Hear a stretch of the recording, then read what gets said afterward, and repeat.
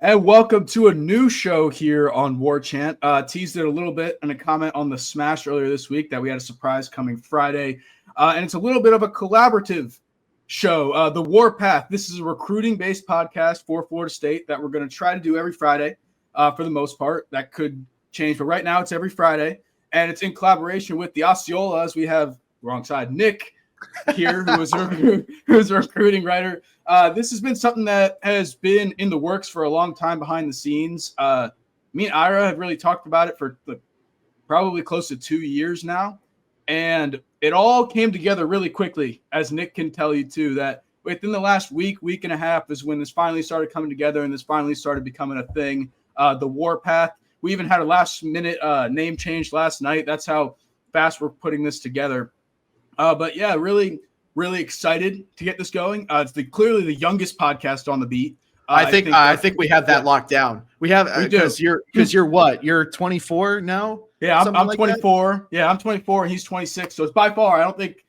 I guess Zach's on a podcast, but he's probably the only one. Plus 2. We're 20.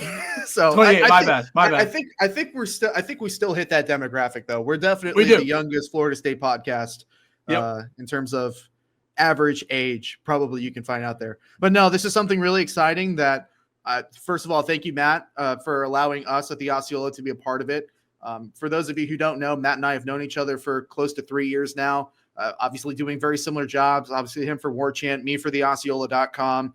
We spent a lot of time together, maybe a little bit too much time together out at the Moore Center, waiting to talk to kids.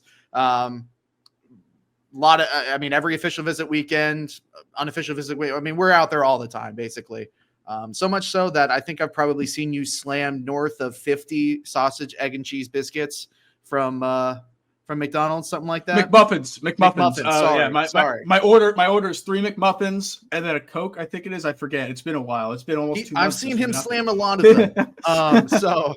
But we're incredibly excited to bring this new project to y'all, and of course, things are evolving as we get a little bit more feedback on the show, more of what you guys would like to see. So please leave some comments down in the comment section below. Leave your feedback. And all right. So already on the first episode, we're cutting in on this and have to make some changes. We actually joke later on about how we have to cover our butts, family-friendly show, that this stuff is always fluid and changes, especially when we pre-record. This segment's being recorded on Friday morning. The rest of the pod is recorded Thursday around 3:00 yesterday. And so we did a whole segment on Isaiah Williams and how he was visiting for the Alabama game and how we felt about it and how JP was doing a good job in this recruitment. When we wake up this morning, when the pod's going to drop this afternoon, and Isaiah Williams has flipped back to Florida State. So we're going to talk about that. Obviously, this is the first segment now on the podcast. We still have a lot more to cover. We're going to talk about Isaiah Williams. Later on, we had a whole thing on linebackers where we talked about 3 linebackers, and Isaiah Williams was the first one of that. So when we refer to it as 3, even though now it's only going to be 2, just know Isaiah Williams was the other one. It's so this is recruiting in a nutshell as we fix it on the fly. But now we get to talk about a big get for Florida State in Isaiah Williams, who is the number 1 linebacker in Rivals. His 6th flipped commitment, or 6th, but to one of the older teams. He's gotten back together. 5th school technically, 6th commitment decision. Yeah, I think we're on 3rd recruitment shutting down. I think. There's a lot of numbers to wrap your head around here. And the biggest question is, how solid is this? Yes, it's a big get regardless, and we'll get into that. But how solid is this? Yes, I'm still trying to talk to contacts and figure out if things behind the scenes are finalized. I honestly think at this point it has to be done, right? Unless Florida wants him at the last second, right? That's what my feel is. I feel like we say that every single time, though, Matt. That's true. I feel like That's we true. say this every time. Oh, he flipped. Now it must be done, surely. And I just have zero faith that it will actually be done. I need to see it to believe it. I said this during the recording yesterday in which we were talking about Isaiah.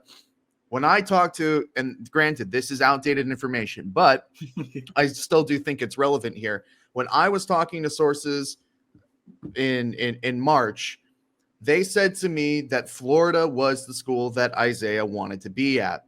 He's a Tavares kid, a couple hours south of Gainesville. Florida was the school where he ultimately ended up or wanted to end up. And I asked my source directly, do you think that he sticks and ends up at Florida? And that source said yes. Now, of course, then Isaiah went to Ole Miss, and now Florida State is back, or he is back with Florida State. So I would love to speak with some authority on the subject or some confidence on the subject, but the truth is that if today has taught us anything, we absolutely, this is one of the most unpredictable recruitments in it's certainly the time that I've been covering college football recruiting the last 3 years or so. Oh, for sure. I mean, 100%, because when was the last time, at least again, we haven't been covering it as long as some people on the beat, like Michael, Chris Nee, and kind of stuff, but I don't know if there's ever been a kid who's flipped this many times still. Well, do you remember the kid? Do you remember the kid last cycle? And his name is escaping me, but he flipped like 4 or 5 times between Auburn and Alabama. That is. Oh, I remember that. Yeah, I remember that. The only other one that I could think of where I was like, "Wow, this is kind of nuts." But I think at this point, this one might beat it, because if in my mind, and I think a lot of our listeners' minds and whoever is listening to this podcast, you would think if that kid is flipping, it's not going to be to Florida State. Sure, JP has done a good job behind the scenes. Yes, he's going to be coming in for the Alabama game. Yes, you still have an official visit to Burn, which he is going to use for the Alabama game. Yep, that's what we expect. But you just, like, everything around you is telling you that it wouldn't be Florida State, it would be Florida. And here we are talking on a Friday morning. Isaiah Williams has flipped back to Florida State. But regardless, the kid is talented as hell. Like, it's like, for a lot of you would think when you see that many flips that would be a red flag. And we talked about this before. I just talked about it with Jeff a second ago on the standalone video. Like, regardless of that being there, he's so talented that all these schools were still recruiting him. Like, Florida was still recruiting him. Florida State was still recruiting him. Like, it didn't matter how many times he flip back. And I know from inside the building that they always felt like he wanted to go to Florida State. I know we think Florida, and because he actually tried to commit to Florida before he committed to Florida State the first time, and they wouldn't take him, which is wild looking back at it. But I get it because it was early with how talented this kid is. But he's incredible. Like, he's a really good linebacker. And if you can hold on to him and if you can sign him, this is huge. Yeah, and I think that's the real question now, isn't it? Because you have 2 other linebackers in DQ Forkpa and Rodney Colton Jr., who you're going to hear us talk about later in the show. And the main one of the 2 is DQ Forkpa. Correct. So we're not going to trend too or talk too much on this. Obviously, this is something you can find later in the show. But you're taking Isaiah Williams now with the understanding that Florida State, if 3 is the amount that they're shooting for in terms of their linebacker commitments, you've reached that. You have got your blue chip linebacker commitment. The only problem is that commitment has changed his mind 6 times already, and it's still early.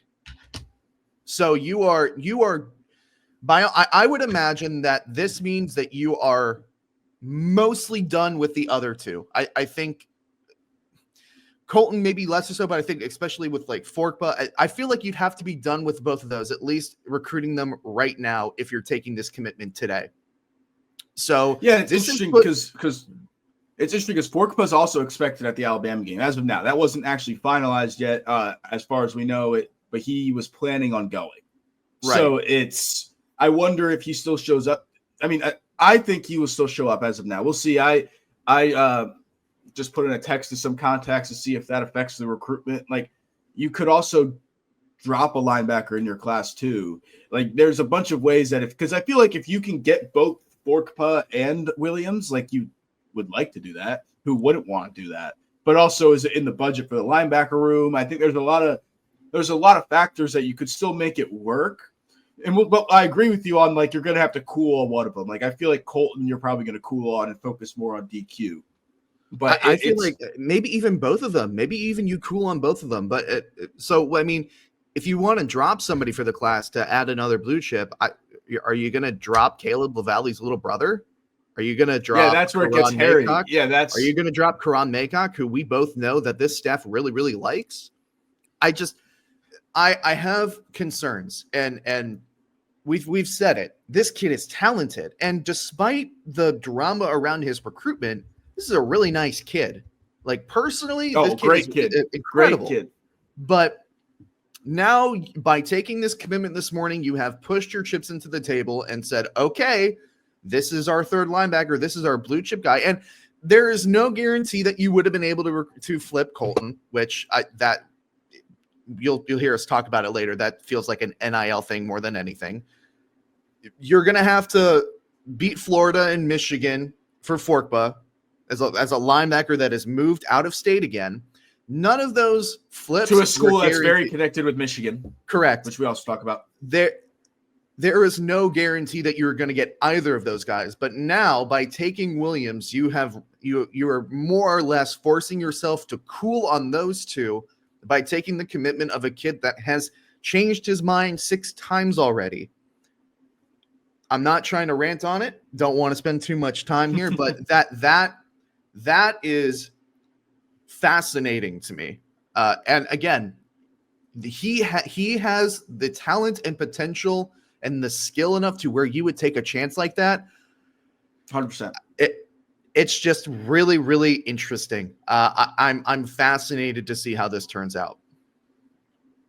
Yeah, so am I. But again, I'm very excited that he's back in the fold. Like, I am very hyped up about this commitment. Like, he's automatically your second highest ranked now because Chauncey's your 5-star guy.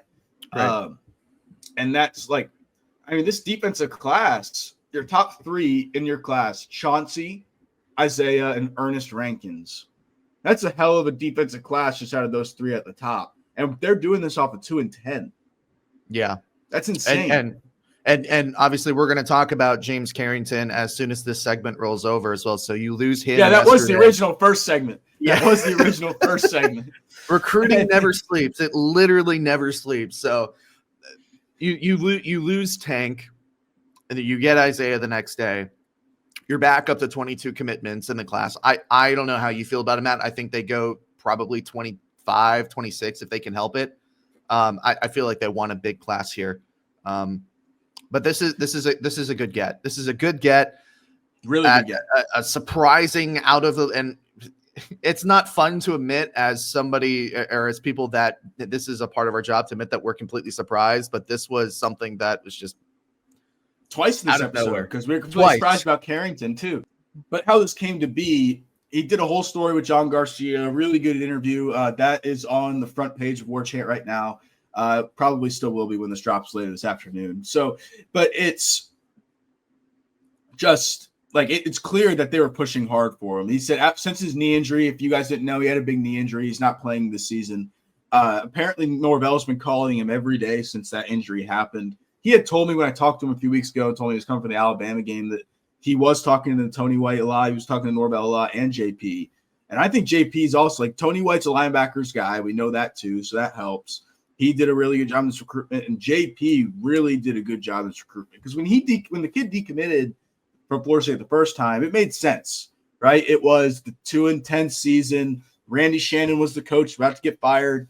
Like it made sense why he decommitted, and JP did a really good job of reeling that back in my opinion. From did he visit for he went from back when he visited for a junior day to now. Like, I think JP did a really good job of reeling that recruitment back in to where they were always a factor. And they've always felt pretty good about it. Even with UF, even with Ole Miss, I feel like there was always a confidence within the building that he was going to end up at Florida State, and the kid wanted to be at Florida State, despite us thinking Florida and all that.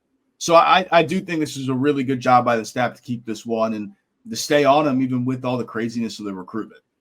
Yeah, I think you bring up a good point with the knee injury, because that's something that I don't think a lot of people know, is that he did have surgery on his knee. And that adds an interesting wrinkle to this as well, is not only do you have a kid that's shown the propensity to change his mind, but you've shown a kid that's not going to be playing his senior season. So you're kind of banking on he's going to look like what you think he's going to look like, assuming that he makes it to campus.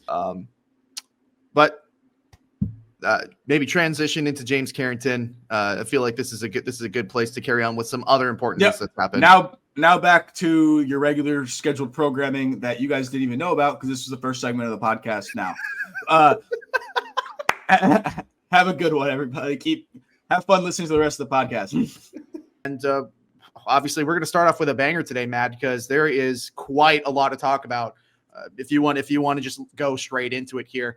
3-star defensive lineman Tank Carrington decommitting from Florida State earlier today. A bit of a surprise, if you want to call it that. You could call it a surprise on the fact that he decommitted, but not so much of a surprise when you look at it and say, maybe we probably could have seen this coming, considering the fact that he has been part of 4 or 5 high schools at this point.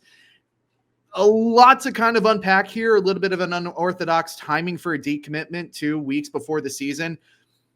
Where's kind of your head at, Matt, with this? Because I think you and I agree that there's probably some NIL implications with this, considering the fact that he just signed with a new NIL agency, or a new representative agency, a couple weeks before this decommitment.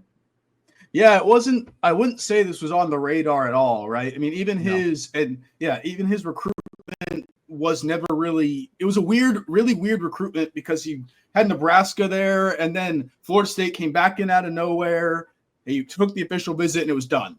And that was it. And it didn't seem like he was talking to anyone else. He didn't take any other official visits, looking at like our records, and not that I know of that he's taken another official visit. So it's just kind of a weird situation. But yeah, when I started looking around as we're recording this, it was probably an hour and a half ago that he actually decommitted. Looking around, and I see, he's got a weird logo by his Twitter now. What's that? Oh, it's an NIL agency. When did he sign with this NIL agency? Last month, at the end of last month. So yeah, I mean, this is nothing that I know, and I'm still trying to dig around and find out more about what happened and if Florida State will still be a factor. That's unknown at this point. But the optics of it look like the NIL agency came in and is starting to negotiate new numbers again, right? That's the obvious first look. I don't know if it's a good look, but that's just how it looks like off the bat. This agency also has the Iamaliaba brothers, both Nico and Madden. They did not do the whole thing from Tennessee to UCLA. That was not them. They signed with them after the fact. I believe that was more Nico's dad who orchestrated that ordeal. But it's an interesting case for sure that, I don't even know like what other schools would be on the radar at this point. You go to Nebraska first. USC was there super early in this recruitment. Again, this is a kid that was a 5-star, borderline 5-star at one point very early on, and then completely fell off, been to 4 high schools. I know we're going to talk about that later too, of do we think this high school thing, when they transfer a bunch, does that translate to maybe them going in the portal a lot too? It's a weird kind of dynamic. I don't really know what to think of it now. It wasn't on the radar at all, that's for sure. No, it absolutely wasn't. And it also could be a situation where now we're in the middle of summer. We're in the middle of a dead period. Schools have more or less figured out who they're in play for, who they're not in play for. They've hit on their targets. They've missed on some other targets. Florida State was really the only program apart from Nebraska that was giving Tank Carrington a chance in that summer official visit window. I think there was maybe one other school involved. My brain wants to say it was Colorado. I don't know if that's actually accurate. Colorado was sniffing around on a couple of commitments that Florida State was in on, or recruitments rather that Florida State was in on. That's Deion Staple. That is Deion Staple, isn't it? So this could also be a situation where teams are taking a look at their board. Maybe they struggle with their defensive line recruiting like Florida State has struggled with their edge recruiting this cycle. And they said, okay, who can we double back on? Who is, quote unquote, relatively open? I would think that Carrington fits that bill as a target that had a lot of offers early on in his recruitment. It's almost like he's had 2 separate recruitments, Matt, to where he had the first recruitment where he was considered a 5-star, didn't really grow and develop the way that a lot of people would have liked to see him over the next 2 years of his high school career. And then, of course, the jumping around the high schools was definitely a red flag that I think halted a lot of recruitments by a lot of Power 4 schools for Carrington. But could we also be seeing a combination of this new agency coming in, but also the fact that more schools are going back through their boards and hitting back and recycling targets that they may not have been interested in? They felt like they had somebody better and they maybe have missed on. So I think those two things are probably the best, or not the best, but the more likely scenario where they're marrying together to create a situation where Tank may have been asking for more money. And of course, this is not confirmed. This is all speculation at this point, where Tank would have been asking for money, knowing that now other schools are coming back and getting involved in a recruitment that was basically a one-horse race when FSU won it back in the summer. And also, here's something that just popped up as I'm looking. Obviously, again, this is a fluid situation as we're recruiting, or not as we're recruiting, as we're recording this. It was only an hour and a half ago they decommitted. Steve, on three rivals, Steve Wiltfong is putting a pick for Oklahoma to land James Carrington. I don't think Nick even knew this. This is how, like, we're still on the fly even to start. So it looks like it'll be the Sooners. Steve Wiltfong said on the OU Insider message board, OU leads, I'm told, by 2 sources following his decommitment. Also wanted to read off the decommitment statement he made. I want to thank Florida State and the awesome coaching staff for giving me the opportunity. I've decided to decommit from FSU. Much respect to everyone there who believed in me throughout my journey. But it looks like he will be a Sooner and go to Norman and join Jake Krull, who committed there the other day.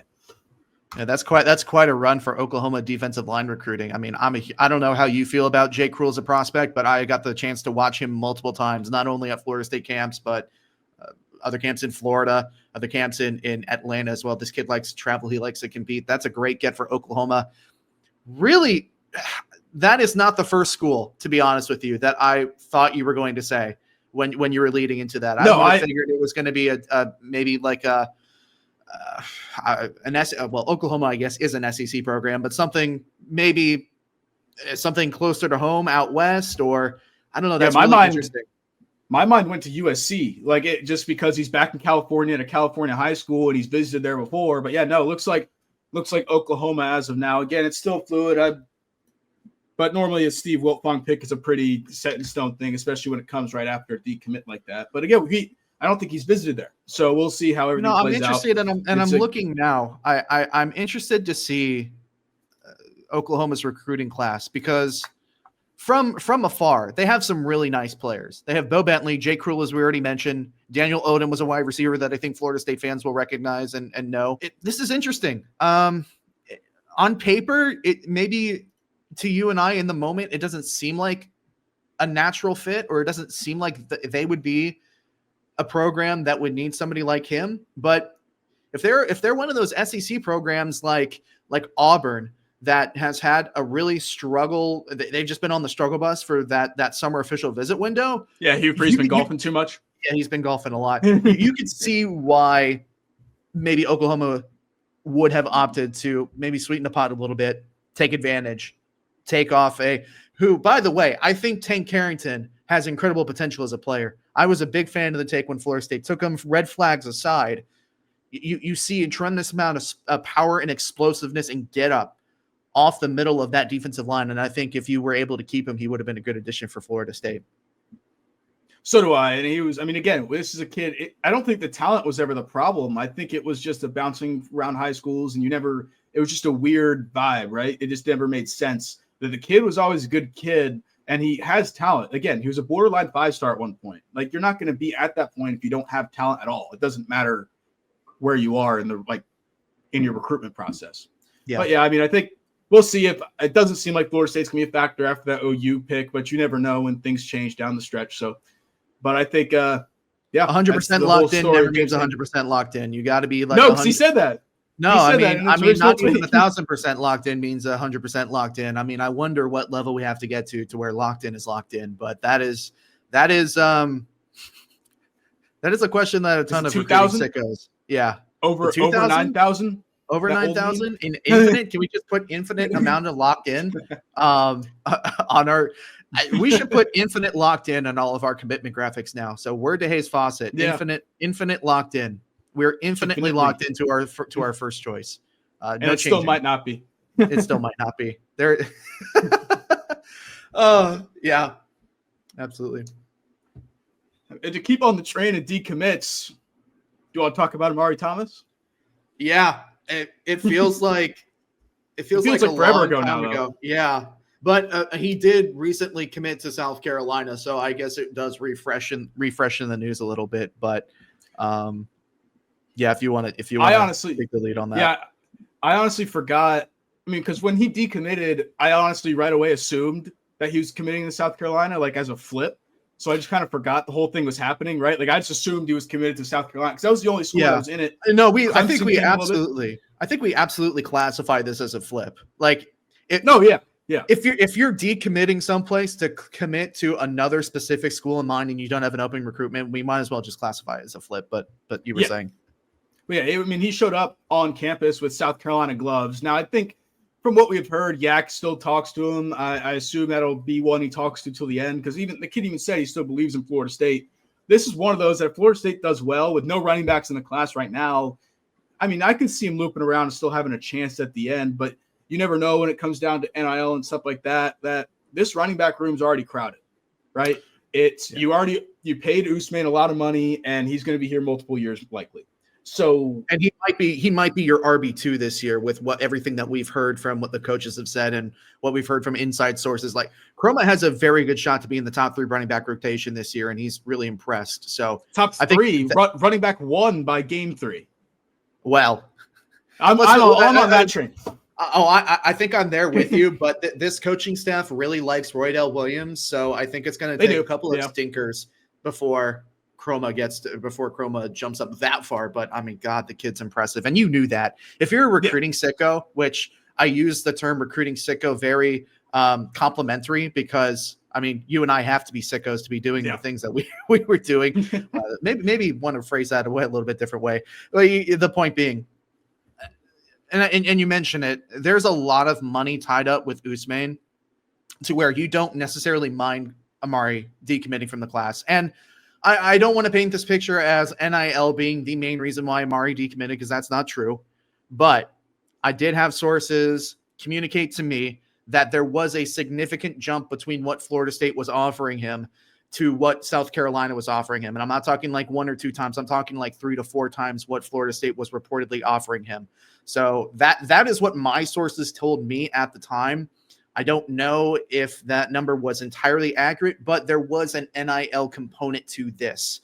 And it's a source that I do trust. So that is something that definitely stings because he said all the right things and he showed up on campus a lot. But I guess you can just do that token like headline. This is recruiting in 2025. Things like this happen. And absolutely, he also made sure to say during his recruitment, I'm going to go take visits to places that I have good relationships with. South Carolina was one of those schools pretty much from I would say around February, March. So it definitely stings, but I think if Florida State fans are choosing where to invest their money or where they would rather have the coaching staff invest their money, you would much rather invest in an Usman Chroma who is looking to be the real deal and is going to see football this season in, I would argue, the most important year of Mike Norvell's tenure since probably his second year. Yeah, again, the fact of it is you just don't have that kind of budget for the running back room with Usman there. And you would rather, I 100% say you'd rather pay Usman. And I love Amari Thomas. He was a good kid. When I watched him at 7-on-7 camp a month or 2 ago, his build was awesome. He was one that was very under the radar too, right? He was a good find for Florida State. He was in Marietta, who no one really looks at when it comes to recruiting, right? It's a very overlooked area. So it was a cool find. Then he goes to Bluntstown and blows up a little more. So it's kind of hard. It was hard for Florida State to keep that guy a secret more. And South Carolina gets in, and they need a running back. They need their Usman, and Amari Thomas is going to be their Usman. I don't blame the kid. I think what makes it sting more from a Florida State perspective, it was that was your diamond in the rough find, and then he blew up, right? Like he wasn't big. He was starting to get big when he committed, but when you first offered him, I don't think there was many people in that recruitment. And it was a very cool, rare thing that you get out of that area. But again, things happen. Who knows what happened down the road? I always like saying that when it comes to these things. And I think everyone likes to. Like the kid could enter the portal. I assume it's a multi-year contract at South Carolina if it's going to be that big. But again, we'll see what happens. It stings a little bit, but I still think Florida State's fine at running back. Even if you don't get any in this class, it doesn't – the way they've been responding, it doesn't seem like that's a priority, right? Like it seemed like they're still slow rolling and seeing what's going to happen. And not only that, I don't want to say that the addition of Gavin Sawchuk complicated things, because I think those are two different sides of the same door, if you understand what I'm trying to say. Yeah, because he still has another year left too. Sawchuk has 2 years of eligibility left. You would hope, if you're Florida State, that he's going to take both of those. Running backs are also, I don't want to use the word plentiful in the portal, but Florida, especially with Florida State, you have seen the tendency to be able to hit on your running back portal commitments, and Sawchuk might be the next great one. So you're not terribly upset about losing out on the high school side of things. It's not. You're right. It's not a big need for Florida State this cycle. So for all the reasons that we mentioned, the money is tied up. You feel good about being able to get somebody in the portal. You just did add somebody in the portal. Now, I could definitely see Florida State going and getting a running back in a couple of months from now if they get into their season and this running attack, even with Gus at the helm, is just not that great. We have no idea what that's going to look like, but maybe Roydell's a senior, but maybe there's a world where Oos doesn't perform, or maybe there's a world where Cam is just not taking that second step that he needs to, and Singleton continues to only reside on the special teams unit like we assume that he's going to.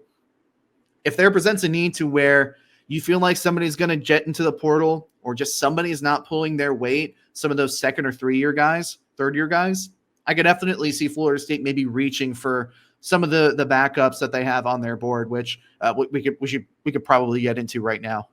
Yeah, the one guy who I'm watching that if Florida State does decide to push for, and I think they would have a good shot, is Amari Latimer, running back from Georgia. Is it Sandy something? I don't know it off the top of my head, but he is a Wisconsin commit. His brother also goes to Wisconsin. I feel like that's important to note that he has family ties there, and that's probably a big reason why he's committed there. His brother isn't, I believe he's a senior though, so I don't think he would be there next year when he's there. He's also a cousin of a former Florida State player, and so he has some connections here, and I do think that Florida State has some pull there. Like I think he grew up watching Florida State, and that's a pull. It's nothing the kid told me, but it's just the vibes I get here. I talked to some sources this week close to the recruitment. So first off, I talked to him a few weeks ago, right when Amari Thomas decommitted. You go down. Normally what I do when something like happens, I started doing it with Tank earlier after in between doing the show. And when that happened is I start looking at the defensive line rankings and Georgia, Florida, surrounding states and going, so who are some guys that they could go after now? Who are some guys that would make sense for them to flip? Maybe they haven't visited or maybe they haven't offered, but a late offer and you try to get in and do something. And I started doing that with the running backs. One I came across is Amari Latimer. The kid tells me a few weeks ago that he's talked to them with a little bit, not a whole lot. And then I talked to some sources this week around the recruitment, and he says that the communication with Florida State never really wavered, and that there's still a huge possibility of an in-season visit. They don't know which game, which makes me think it's not likely going to be the Bama game. It could though; these things move fast. We could post this tomorrow when it's getting posted, and he could have scheduled the visit to Alabama. I don't think that's likely, but it could happen. But it's I think, yeah, it's going to cover your bases because it happens more than you'd like to. It does. It does. You need to cover. You need to cover your butt in this business a lot, especially when you're pre-recording. But it's, yeah, I do think if Florida State wants this one, I think they can get him, and I think they would have a good shot at getting him. And I know, Nick, you agree with me on that. Yeah, absolutely. The only other guy that they've really had on campus that I don't think is committed right now is like Darius Pryor, who he's a South Florida kid. I can't remember. Orlando. Is he Jones? I think he goes to Jones High School. Yep. I think that's the one. They've had him on campus a couple times. Clearly, he was not very high on their board, considering how they were pursuing other targets. And of course, they with Amari Thomas committed when he was, you're going after big fish. You're going after Derek Cooper, Carson Baker. You're going after the name is escaping me at the moment. There was another big one that they were going in on. There are a couple options. I think this revolves more around how well does their running back room perform this year? How desperate does Florida State become if they do so to be able to fill the back end of that room if that room is not performing like they want it to this season? I think Amari is probably the safest and most logical option as to where Florida State goes next. Obviously, you already mentioned the connection to Erman, who that is the former player. He's the cousin of Erman Lane. And Erman has said on the timeline, let's get my cousin to FSU. He wants to go to FSU. Now, how much of that is true and how much of that is a social media push? Whoever really knows. But I do think that Amari is Certainly. And of course, by Amari, now we're talking about Amari Latimer. There's a lot of Amaris. He's definitely the logical leap at running back for Florida State. There's a lot of time. And as we've covered, maybe not the biggest sense of urgency. So this is something that you're definitely going to have to keep tabs on, see how that evolves down the road.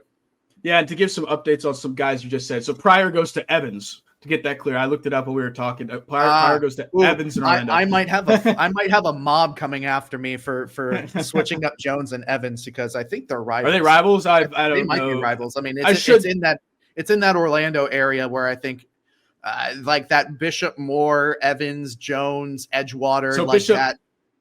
Yeah, so Bishop Moore and Edgewater are big rivals. I know that because my girlfriend went to Bishop Moore. But that's all I know about the Orlando football scene. Jones is. Yeah, and Jones is really good always too. That's mainly that's my knowledge of Orlando football. Besides where these kids go to school when I look at them, but I talked to Ladarius again around the same time, and I was hitting all them up. He said he hadn't heard from Florida State.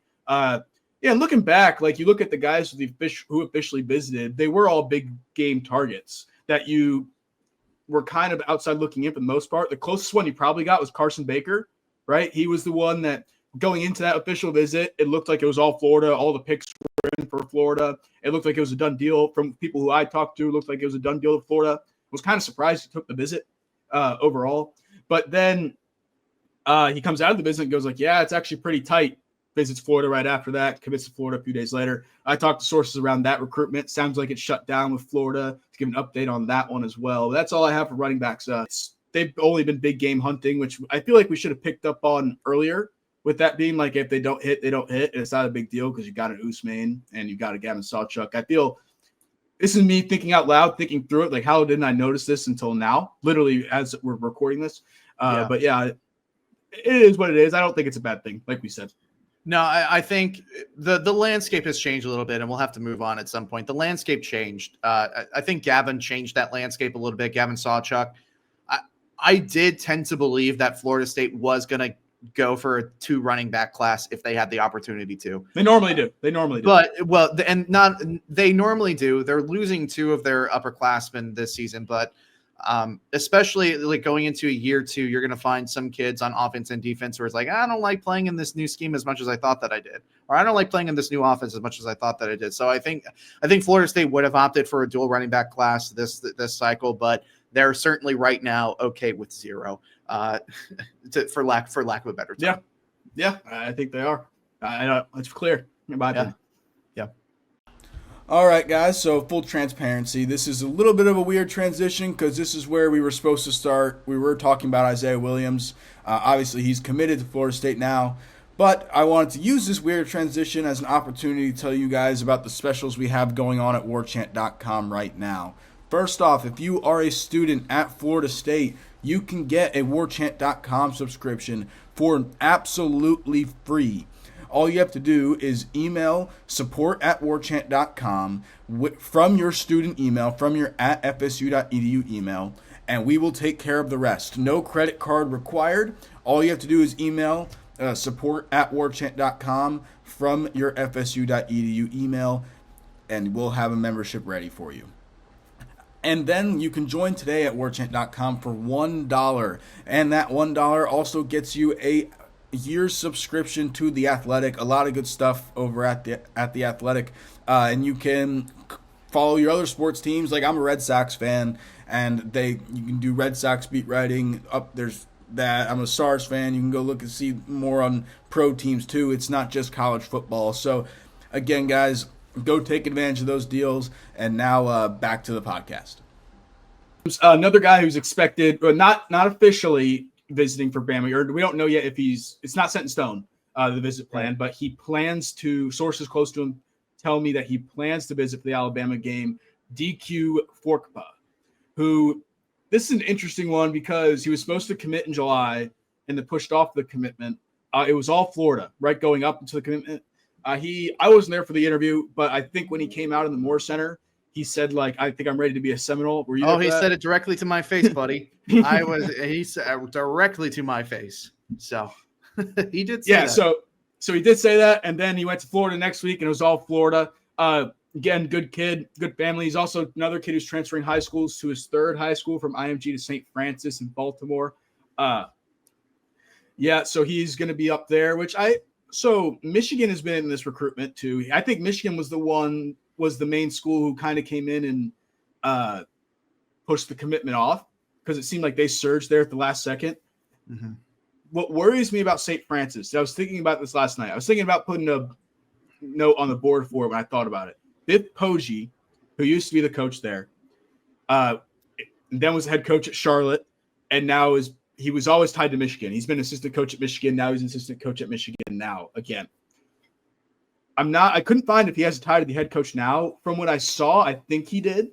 But if you look at St. Francis alumni page on Rivals on 3, their profile, I guess, you see a lot of Michigan commits in there, and probably because of that tie. Now it's a powerhouse program that people go everywhere from there, but Michigan does seem to stand out a lot from that school.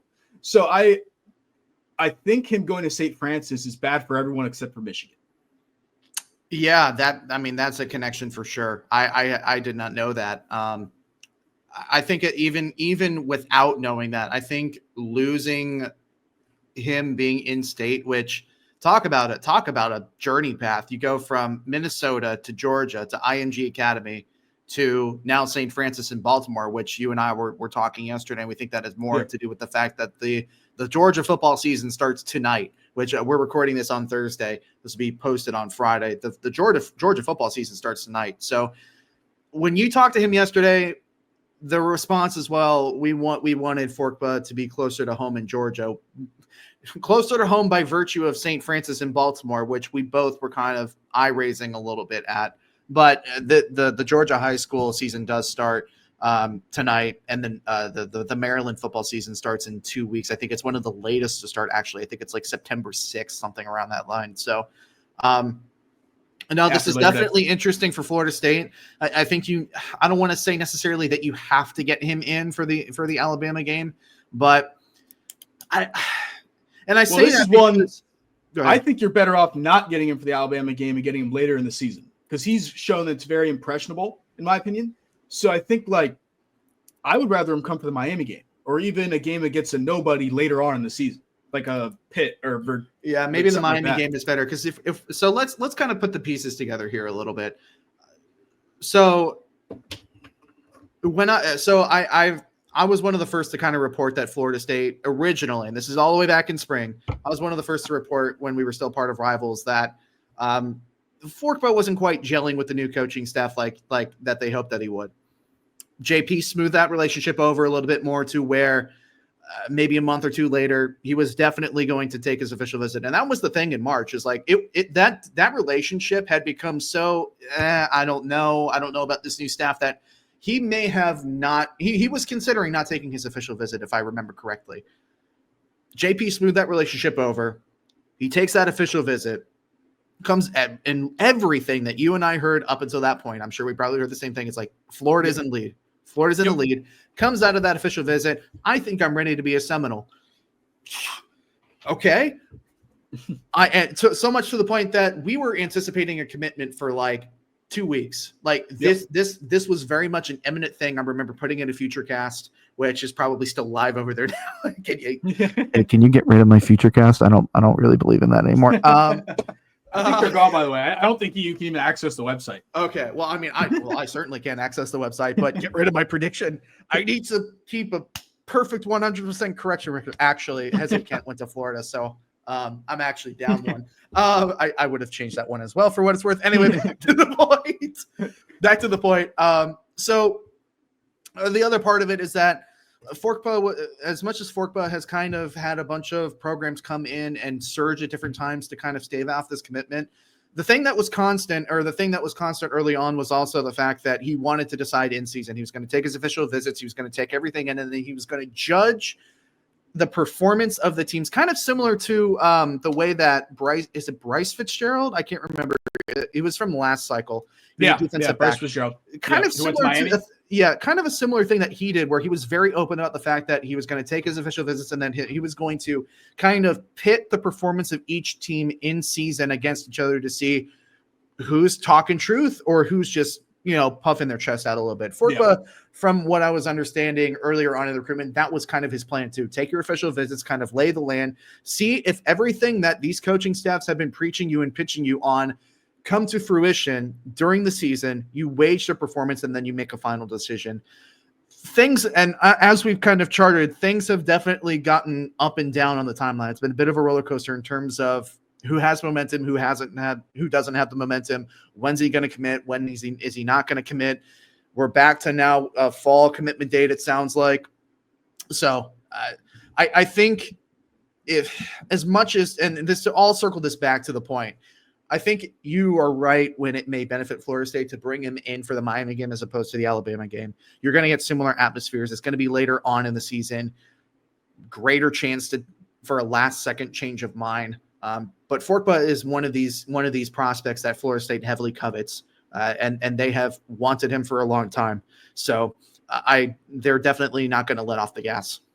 No, and it doesn't mean you can't get him in for both, right? You can still get him in for both games. I just feel like this is a recruitment where you really want to be the last visit. Like that's what the trend has been. Like you really want to be that last visit because that's who always seems to be trending when he comes out of it. Yeah. And not that there's ever a bad visit, but it just feels like Forkpa is one of those kids where that's heightened more.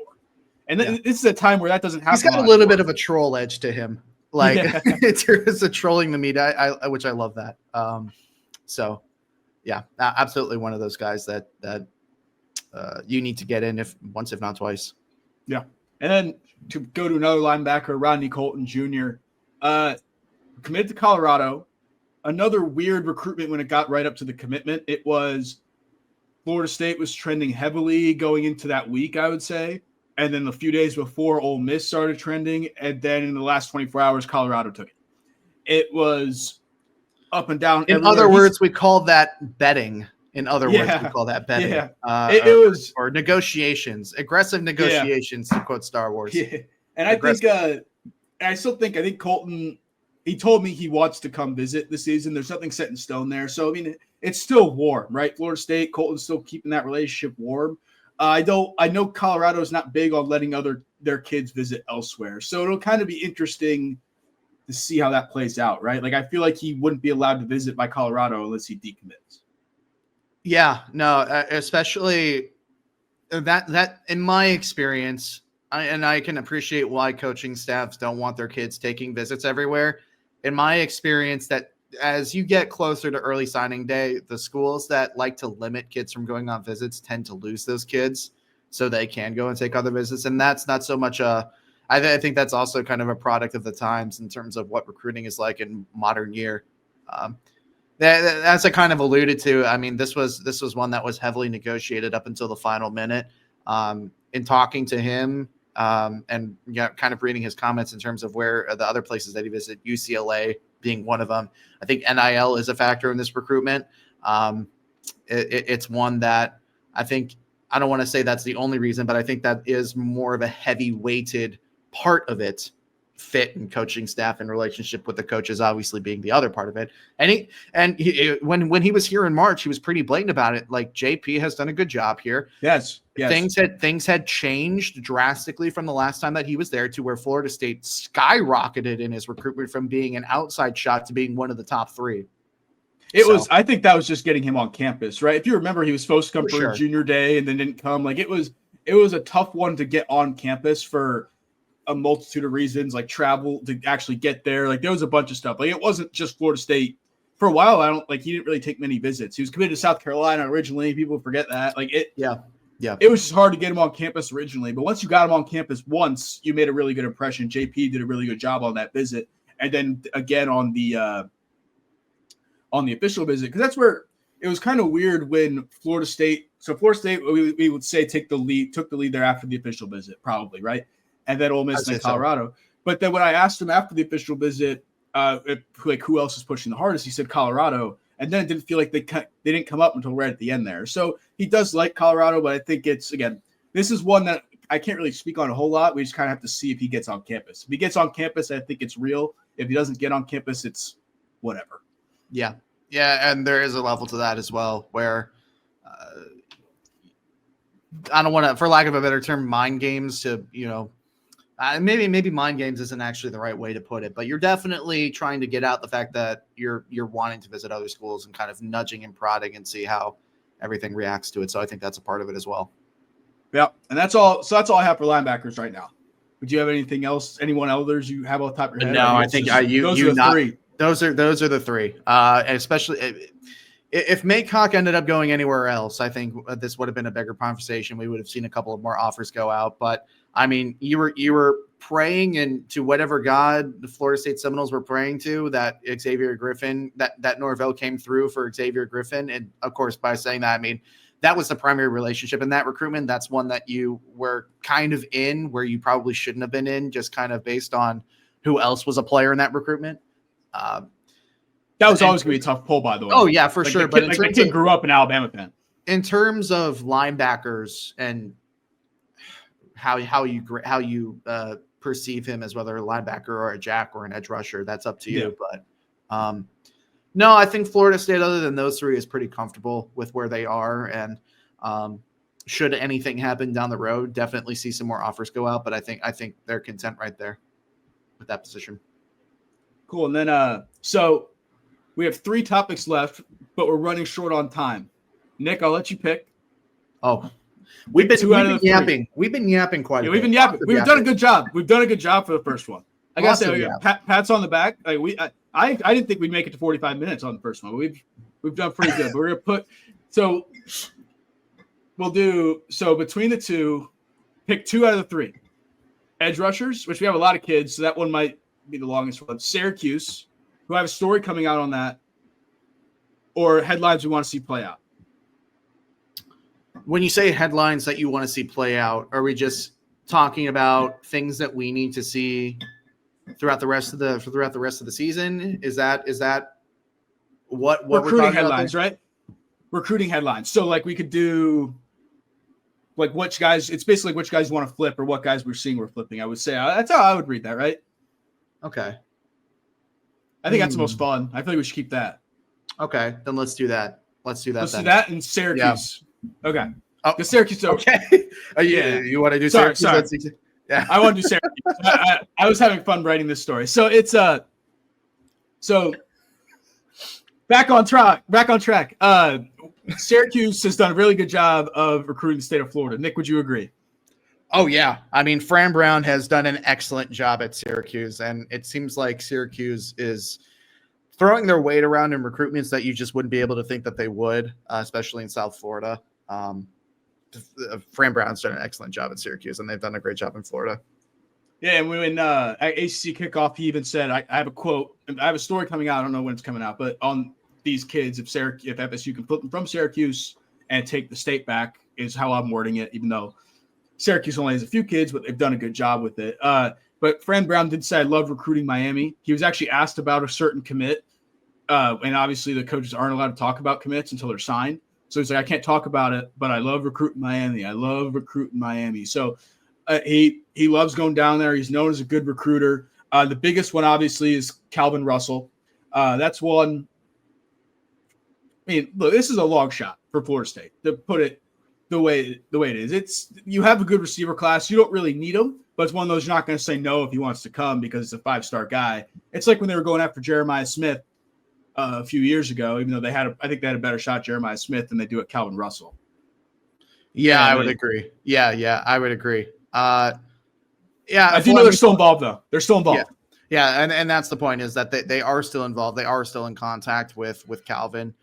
I've been kind of on the page of Florida State is pretty set with where they are. He doesn't exactly fit what they're looking for in terms of what they're trying to achieve with this wide receiver class. It's a very agility, speed, route running, for lack of a better term, class, playmakers. And not to say that Calvin wouldn't fit that, because Calvin Russell is an incredibly talented guy. That is an elite receiver that you would take at the drop of a hat. But is he worth getting into an NIL battle with when you could probably use that to shore up some other positions? No. But yeah, you have Miami and Michigan. Like, they're going to shell out money for him. I don't think he ends up at Syracuse. I don't think so either. But is Florida State the destination at the end of the day?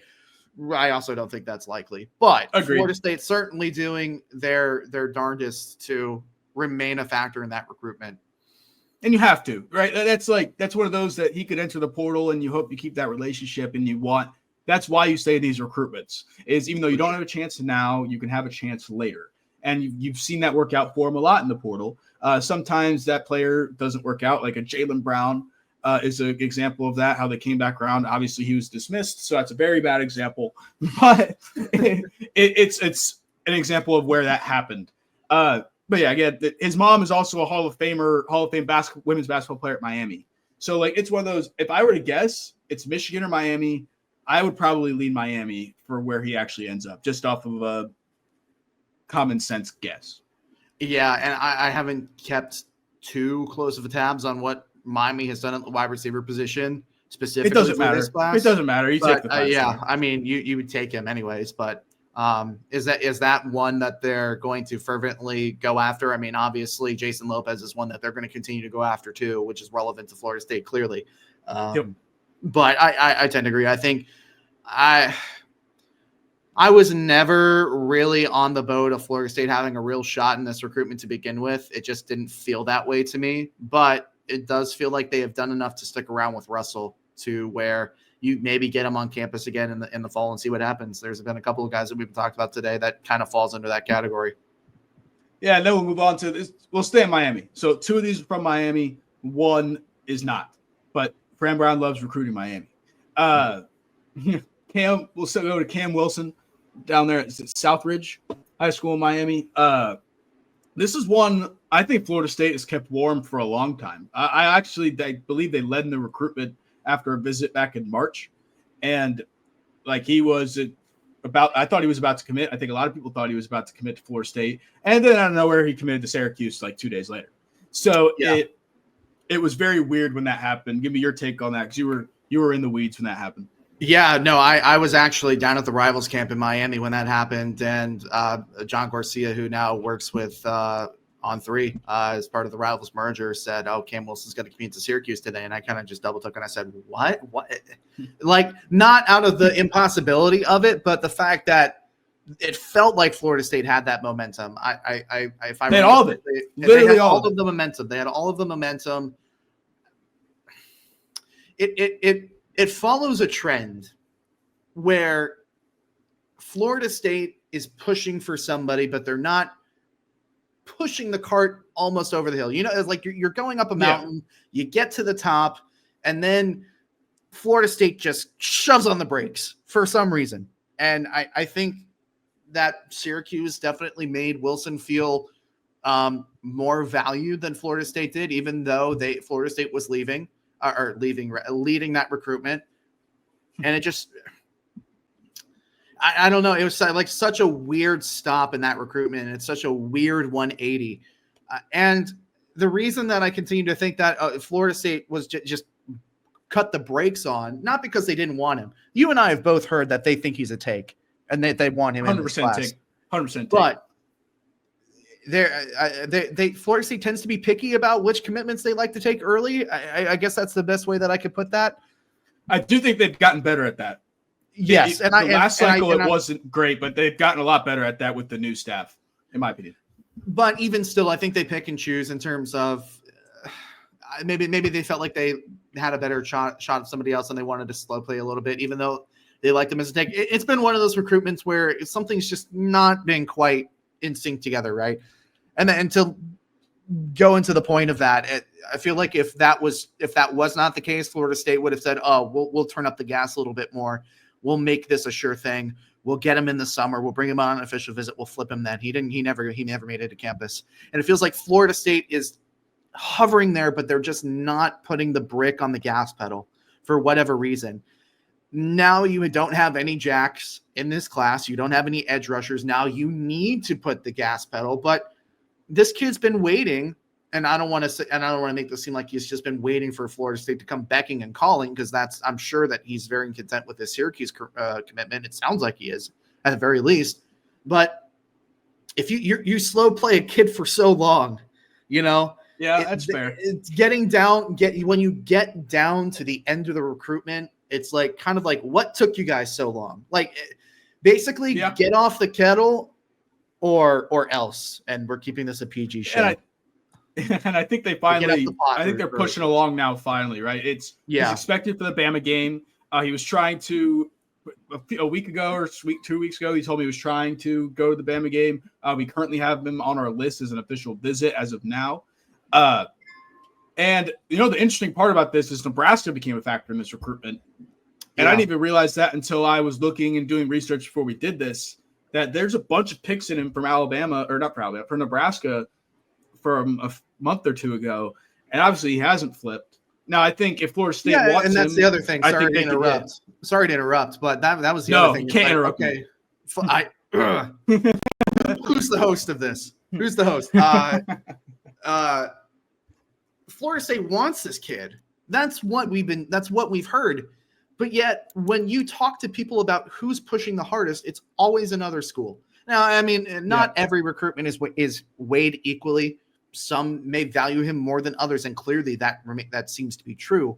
But it's like, if you want this kid that bad, and you're conveying the message that this kid's a take, Nebraska's coming in, getting him on visits, shows that they actually are invested in wanting him more. And I think that over time, and this goes back to the point that I was trying to make earlier, over time, I think that piles up to where eventually there is a straw that breaks the back, and that recruitment becomes unwinnable. In quotation, nothing's unwinnable, but but you're making it harder for yourself, I guess is what I'm trying to say. Yeah, it makes sense. But again, we'll see what happens on the visit. I feel like if Florida State wants him, they should be able to get him. It's the only in-state and close to home one that should hold some weight here, in my opinion. Like, I just don't see why they wouldn't be able to get him, in my opinion. I think that you led before, and I think getting him back on campus, because he hasn't been back on campus. I think that's the biggest thing.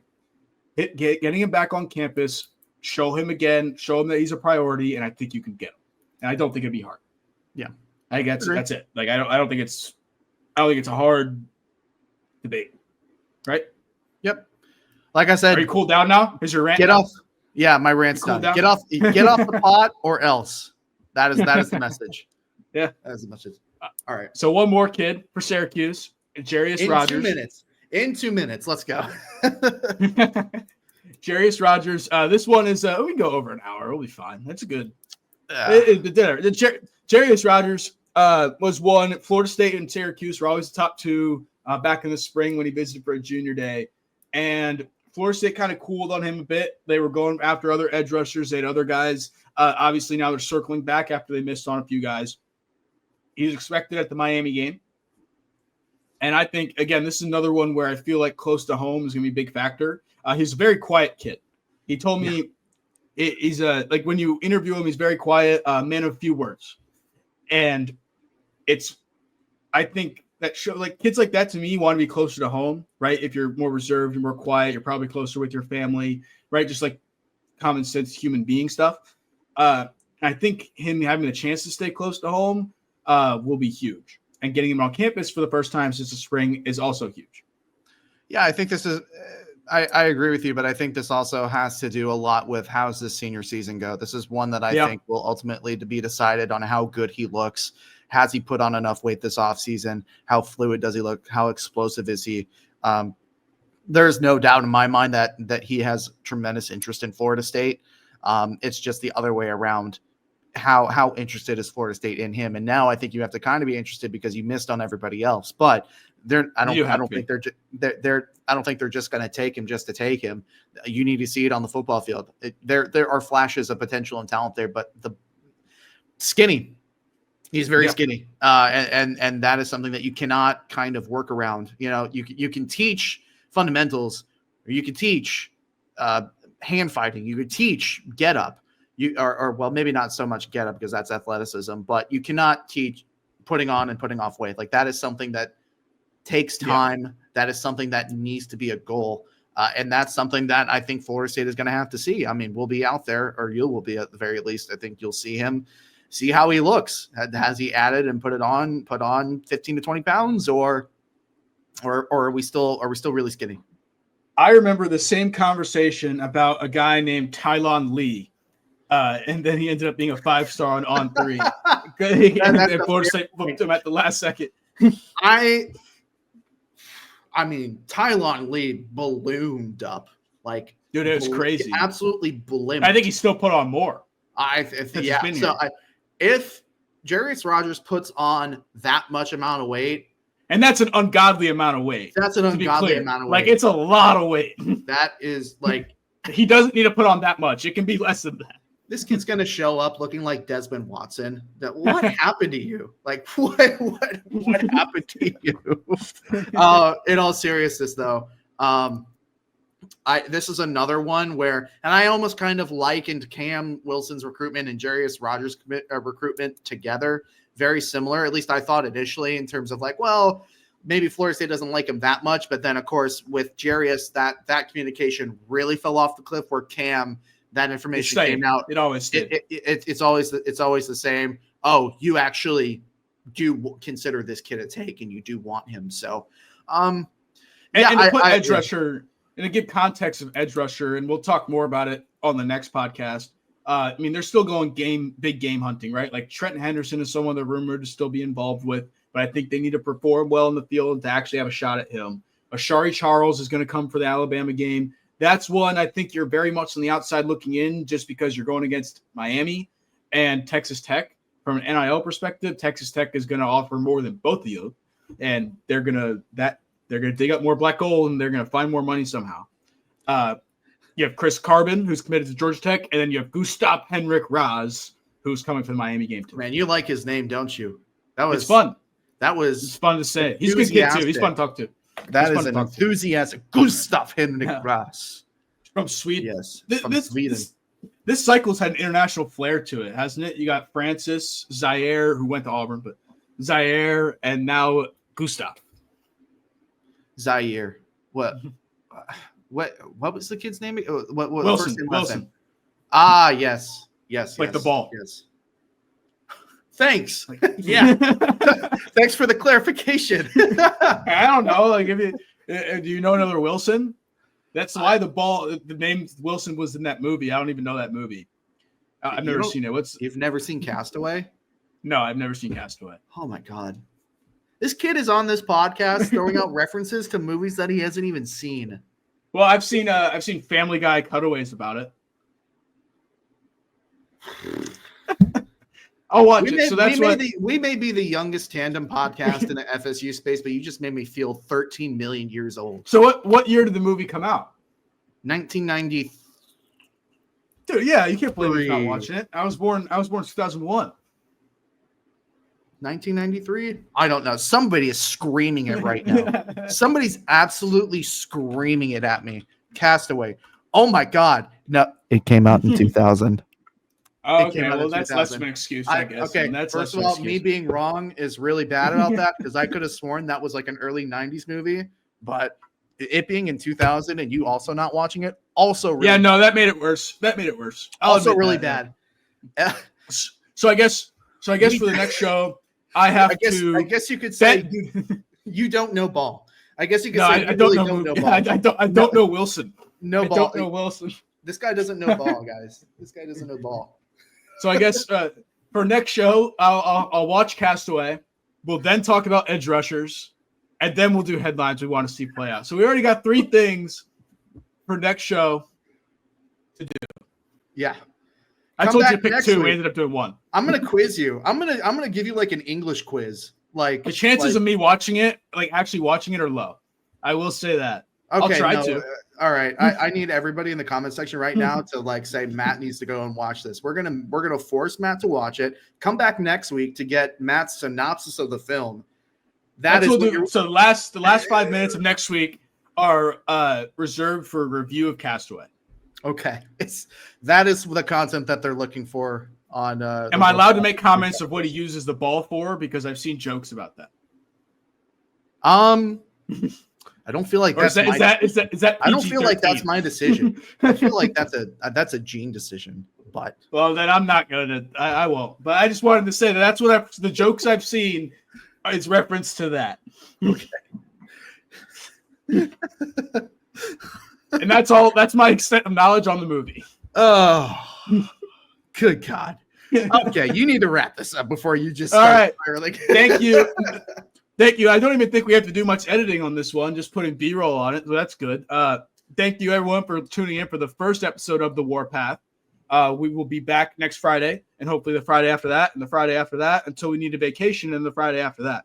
So, keep coming. We're excited to get this launched and get it going. Like I said, it's been in the works for 2 years now. We're going to try to get guests on, and when we get guests on, we don't only want to talk about their recruitment. We want to have fun with these kids and make fun of their TikTok videos with them and stuff like that. So, again, younger audience, I guess. So we're in the same generation as these kids. But again, thank you for watching The Warpath. I am Matt Lacerra with Warchant.com, and this is Nick Carlisle, recruiting writer on the Osceola. I messed up the sides again. Yes. We'll see you guys next week.